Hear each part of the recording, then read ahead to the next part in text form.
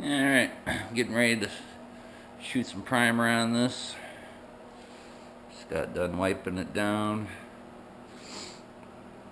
Some wax and grease remover.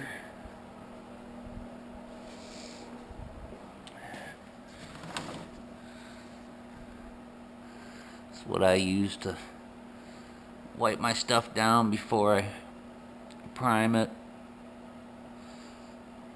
You can use it on plastics, you can use it on bare metal, you can use it on paint, primer, whatever.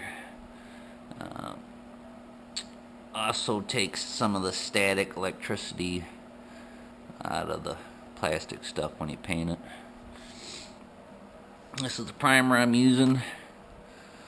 High-tech, direct-to-metal, high solids primer. You can use it as a high-build primer. You can use it for a primer surfacer. You can use it as a sealer.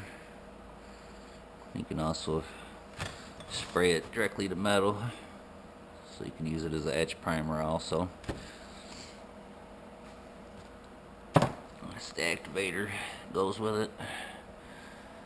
So I'm getting ready to mix that up, get this primed,